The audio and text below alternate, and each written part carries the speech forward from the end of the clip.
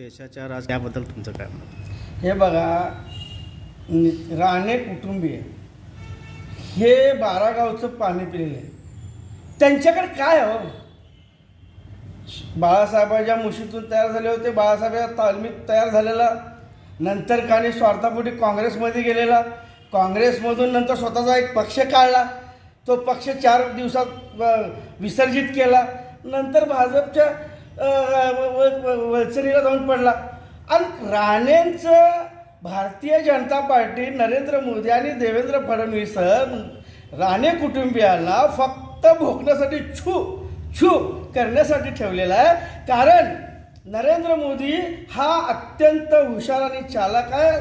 हे मोदी आणि शहा हे व्यापारी आहेत.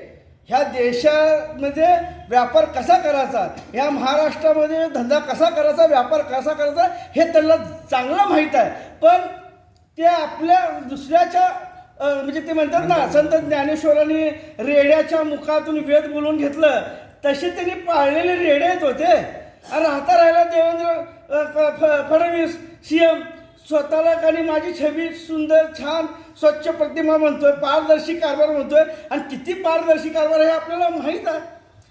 मग कुणीतरी मग त्याला विरोध केला की स्वतः कधी काय बोलतो का?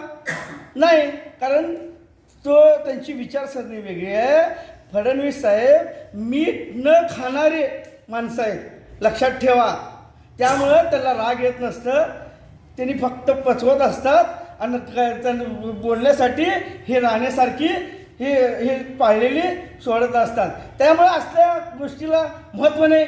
बाप वगैरे कोण नाही हो, या महाराष्ट्राचा, या देशाचा एकच बाप आहे, ते म्हणजे छत्रपती शिवाजी महाराज, ज्यानं रयतेचं राज्य आणलं, ज्यानं हिंदुत्वाचा मराठी अजेंडा आटके पार रावला. आणि हिंदुत्व काय हे छत्रपती शिवाजी महाराजांनी या महाराष्ट्राला, या देशाला दिलेलं आहे. आणि कोण कुठला नितीश राणे बिण्याचं तुम्ही सांगून बसला, त्यात आम्ही तर भीक घालत नाही त्या बाबतीत.